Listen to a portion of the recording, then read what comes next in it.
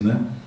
Que a maneira que o professor Antônio Martins Filho falou para mim, do particular para o universal, foi muito forte. Foi tão forte que ainda hoje eu estou pintando quintal, né? Não mais os quintais que não tem mais, mas o quintal simbólico da nossa periferia, das pessoas que vivem do lixo, né? Das pessoas que estão na praça, né? Por exemplo, parte da minha produção artística é ligada à prostituição, né? Que eu vou declinar um pouquinho no seu tempo que eu tenho, professor. À vontade, tá? Obrigado.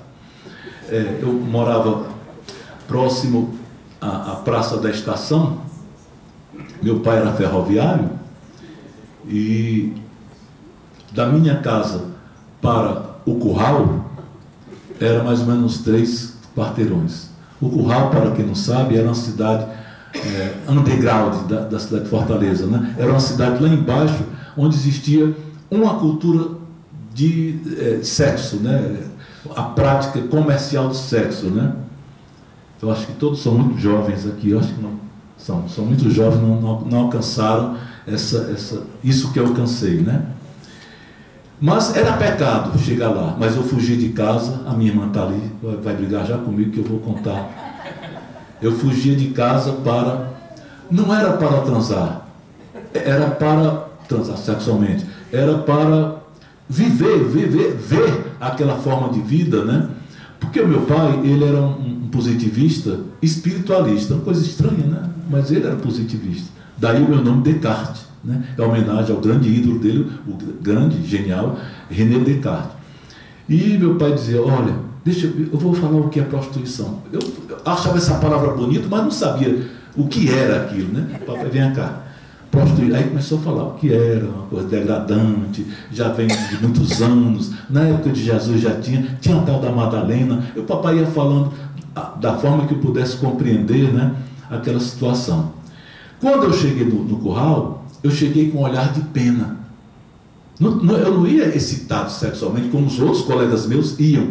Eu ia com um olhar de compaixão, né? E eu sentia assim, um ímpeto de desenhar essas pessoas. E toda a vida que eu ia, eu passei a ser o menino desenhador do Curral, né? Eu desenhava aquelas criaturas todas e tal, né? E nessa época,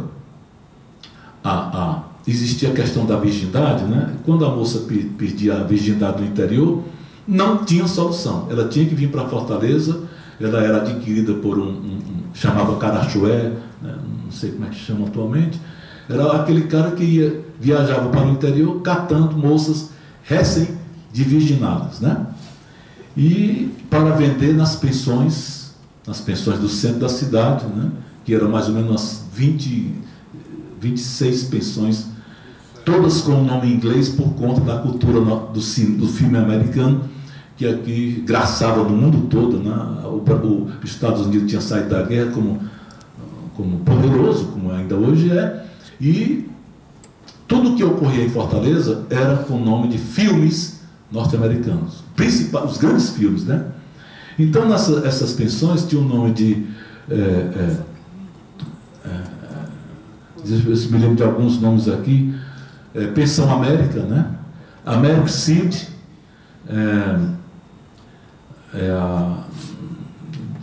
Los Angeles. Quem está falando? Está se lembrando aí? Hollywood. Foi tudo que falou em Hollywood? Plauto, você está... Você é da balada, né? Professor Plauto. Pois bem, a Hollywood... Eu não tinha acesso a Hollywood, que era muito caro. Eu ia para as mais simples, que era a América, era o Zé Tatá, as coisas mais... Né? Então,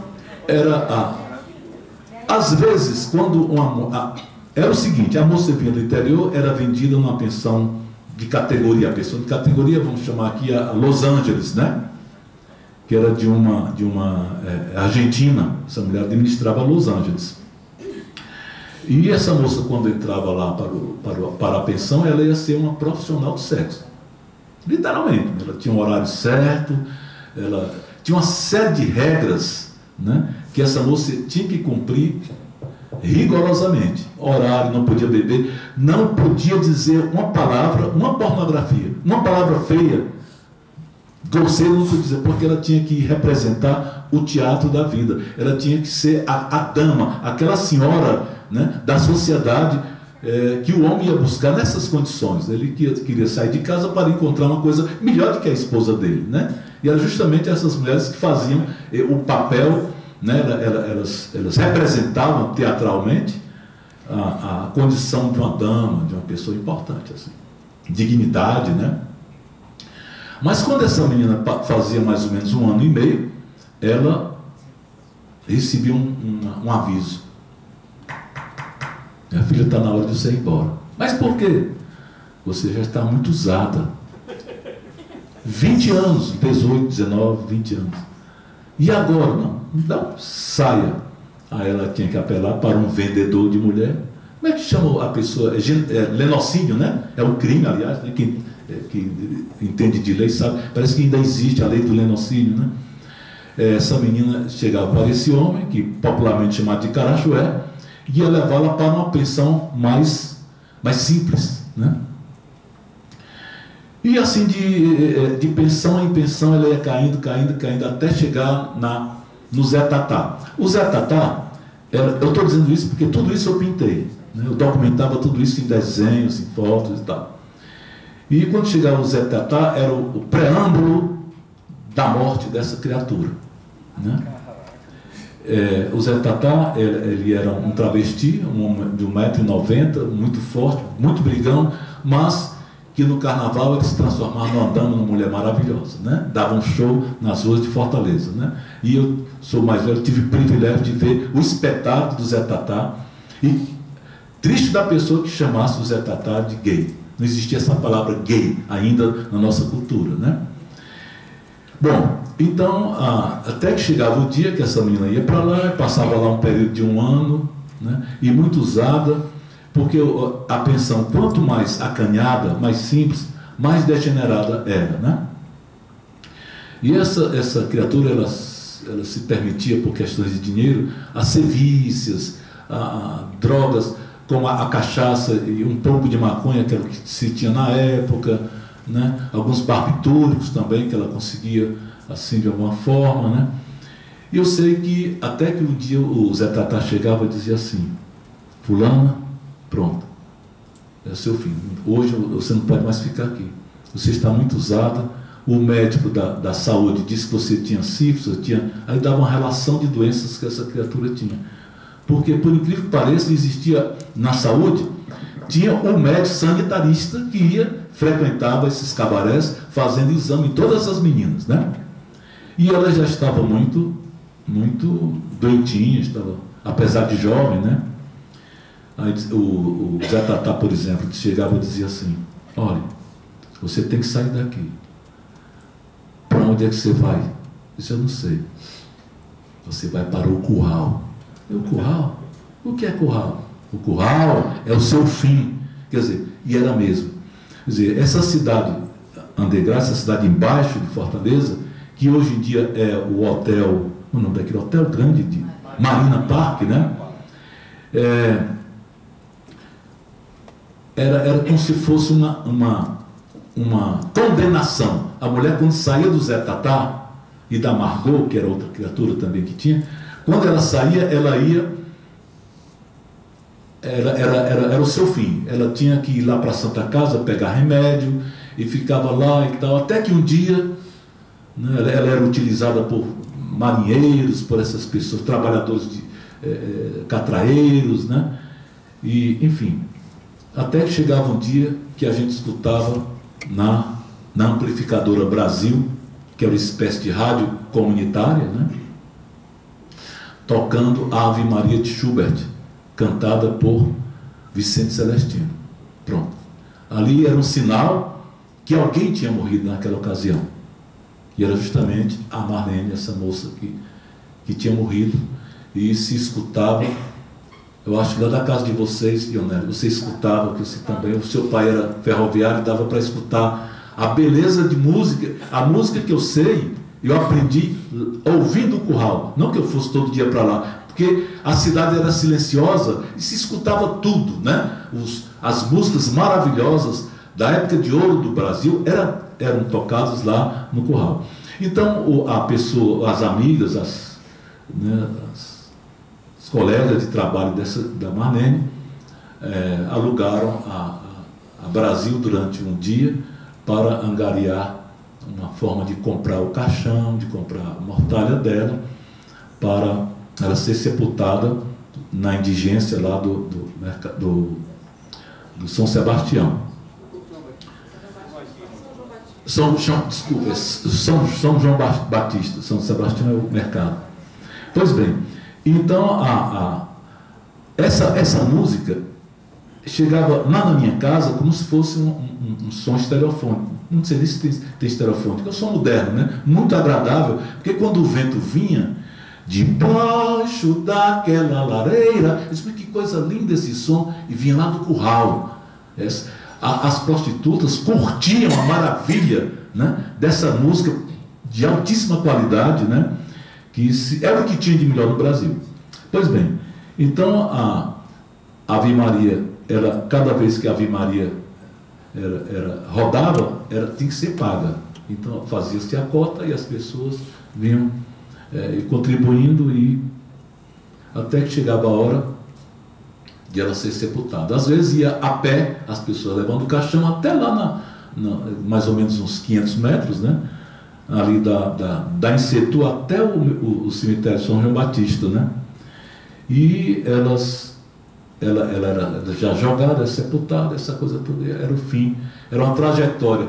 Dá para fazer um filme, um negócio desse, né? Quer dizer, ela desvirginada na sua adolescência e com 20 e poucos anos já era sepultada pela sífilis na indigência lá desse cemitério e tal, né?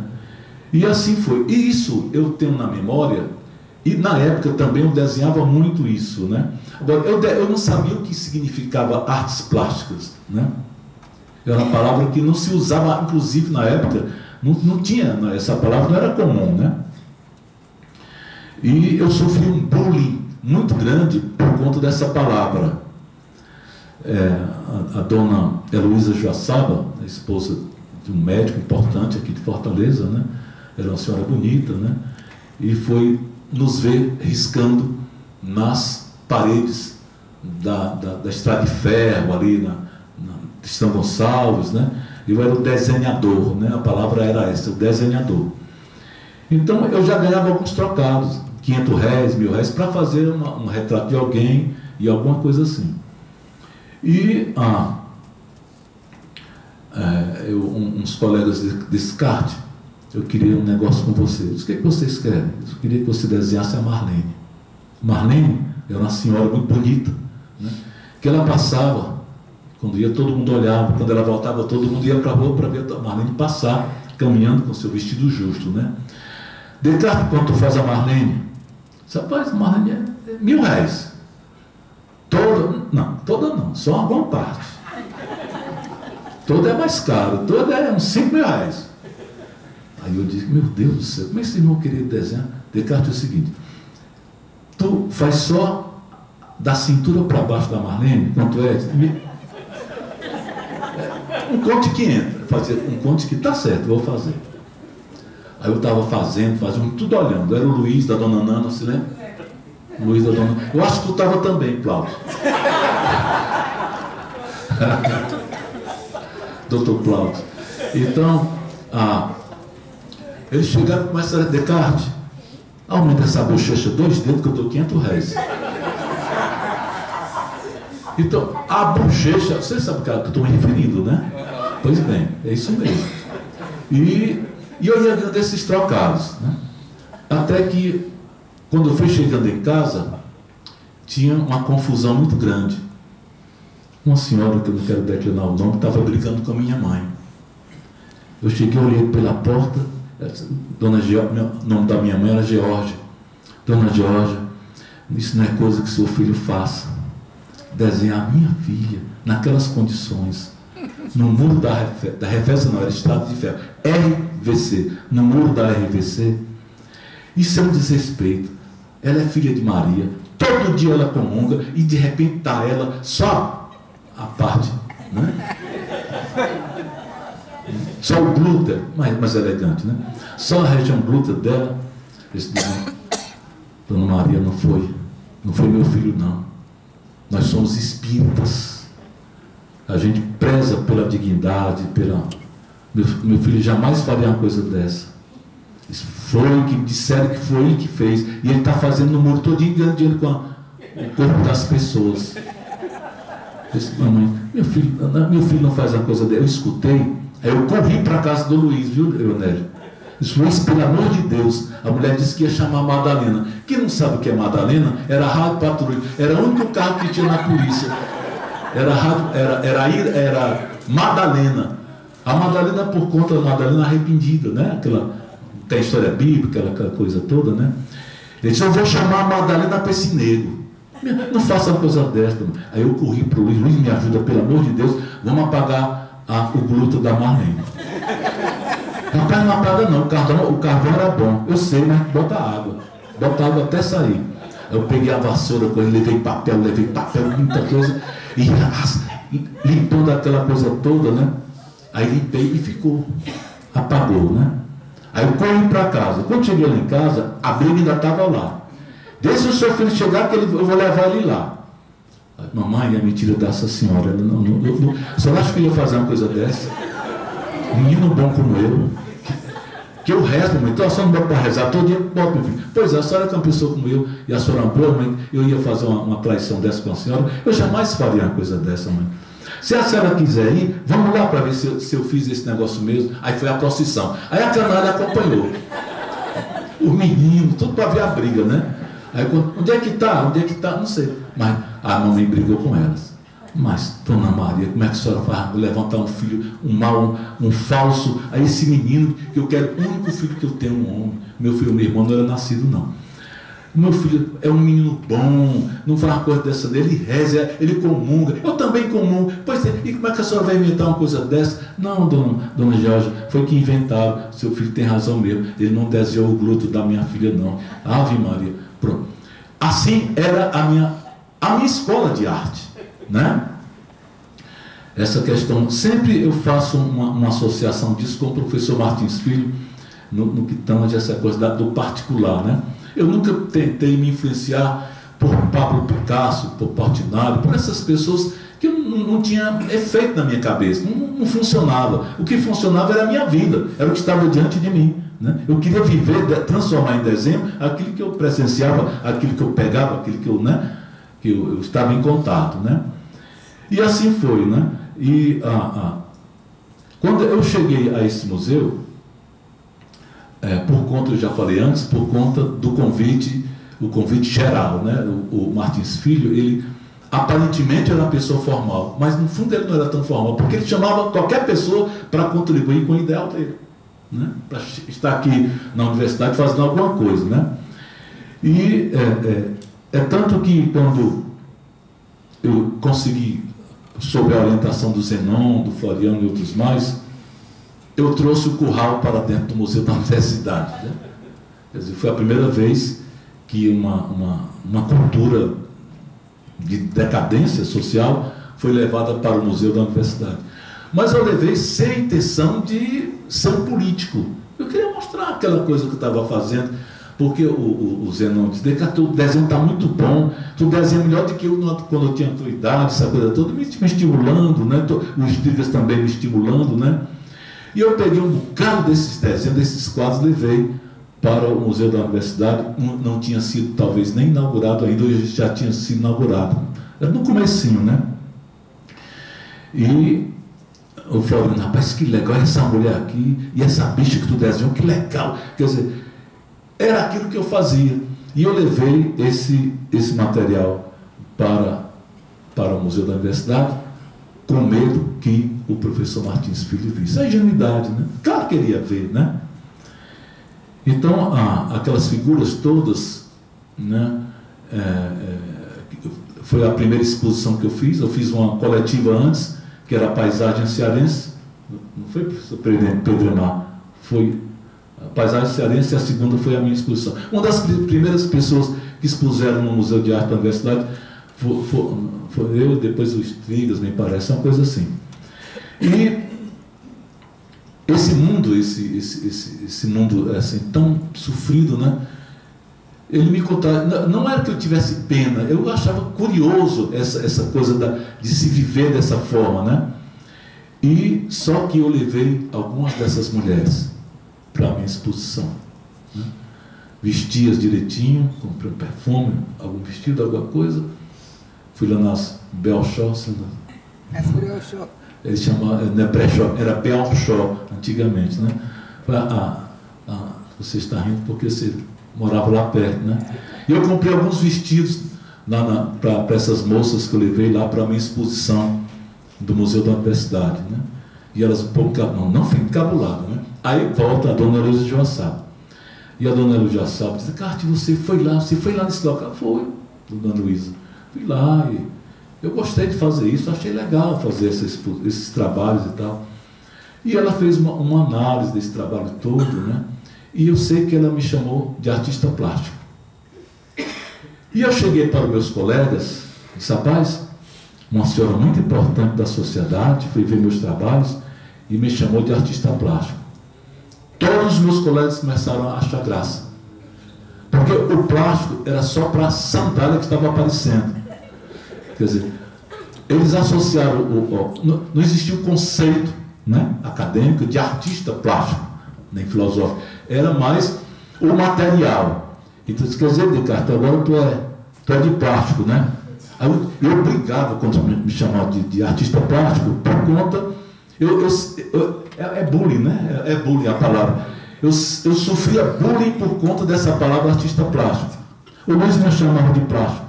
O Pedro, a pessoa da dona Nana, todinho, me chamava de artista plástico. E eu brigava com os meninos. Cortava o campinho de arraia, né? Cortava as arraias do outro, porque me chamavam de... Então eu fiquei com esse... Até hoje, eu sofro ainda assim, muito distantemente, quando a pessoa fala essa artista plástico, eu sinto impacto, porque aquilo que a dona Luísa de Joaçaba disse com tanto carinho para mim, os meus colegas desmancharam, porque eu não entendia o que significava artista plástico, né? E artista também, porque a palavra artista também foi um pouco bullying em relação à minha pessoa, porque artista era cowboy. Só quem era artista que era cowboy. Tinha um cowboy e o doidão, que era o auxiliar do cowboy principal, né? Roy Roger tinha um seu doidão, que era o cara que ajudava ele a fazer as peripécias, os tiros, aquela coisa no circo, né? Então a palavra artista era uma coisa muito de cinema, era muito distante da gente, né? Não existia. Então outra palavra que eu não me dou muito bem é com esse conceito de artista. Artista. Eu me cito na minha época de infância como cowboy. Artista era um cowboy, né? Essa coisa toda. E assim foi a minha vida, né? E sempre ligado com essa temática popular, sem a intenção de ser, mas por um impulso, né? Tanto recentemente eu estava querendo pintar um pôr do sol para dar de presente a uma parenta minha, uma pessoa da minha família, e a pessoa, quando está numa situação passional, é muito fraca, né? Não sei se aqui tem algum psicólogo que possa me ajudar, por que a pessoa fica tão fragilizada quando está apaixonada por alguma coisa, não é só por uma pessoa humana, mas por qualquer coisa, um futebol, né? Uma coisa assim. E eu me prometi, né, de pintar um pôr do sol bem poético para dar de presente a essa pessoa, e peguei algumas telas, tinta, material em geral, e peguei a BR-116 e escolhendo o local, escolhendo e tal, até que chegou um determinado ponto, à direita da BR-116, eu resolvi entrar, né? E penetrei mais ou menos um quilômetro. Tá, tempo esgotado, mas dá para eu falar. É assim mesmo, é uma solenidade, né? É porque não tem quem consiga falar arte de 4 palavras, né? Vai já. Pois bem, deixa eu só terminar esse negócio aqui, que é legal falar isso aqui que eu vou dizer. Aí eu fui pintar esse pôr do sol, né? e fiquei encantado, mas só que eu senti um mau cheiro, assim, coisa de azedo. Eu disse, meu Deus, o que será isso por aqui? Mudei de local, continuou. Mudei de outro local, também continuou o mau cheiro. Ia passando o menino com um saco na cabeça. Eu disse, meu filho, o que é isso? Esse cheiro aqui? Eu não estou sentindo, não. Limpa sua boca. Não, eu estou sentindo esse negócio aqui. Aí disse, não é atrás do senhor, não? Aí eu notei que tinha um montezinho atrás de mim. Subi, pode ser por aí, por algum cachorro que esteja aí, né? Quando eu subi, aí deslumbrou-se, eu vislumbrei assim um panorama. Eu estava em pleno aterro sanitário do Janguruçu, né? A minha paixão, sabe, aquela coisa de pintar aquele pôr do sol, acabou na hora, né? E eu peguei o material e tentei pintar aquela coisa toda que eu estava vendo. O que é que eu estava vendo? Crianças tirando do lixo macarrão, esperando o lixo da aldeota que chegava, a briga era muito grande, todo mundo queria o caminhão da aldeota porque tinha resto de comida de restaurante. Eu disse, meu Deus, será possível que eu estou vendo isso aqui? Não é possível, né? Você acha que eu estou delirando, mas não era, era verdade. Então, umas 1000 pessoas aproximadamente, né? Catando o que era possível para se alimentar, para guardar, para levar para casa alguma coisa, né? E eu passei a desenhar isso. E só que eu voltei em casa, peguei material, continuei e não parei mais. Passei um ano em cima do lixo. O que vocês puderem imaginar de coceira, de ferida, unha que caiu, né? Porque lá tem um material chamado chorume, né? Que é altamente tóxico e às vezes eu me queimava com aquele negócio todo e tal, mas não parava de desenhar. Adquiri uma cabana lá, uma casa improvisada de pano, plástico e fiz meu ateliê. Eu queria pintar aquilo, não era para fazer arte, era para sentir até que ponto é possível uma pessoa, mãe, filha e a família toda, tirar lixo para se alimentar, né? Eu disse, mas um dia eu vou ter que entender isso aqui, né? E eu ia desenhando aquela coisa, porque é o seguinte, a fotografia, ela é tão rápida que não dá para acompanhar o sentimento da gente. E o desenho demora, você vai construindo emocionalmente aquilo que você está convivendo, que você está próximo, né?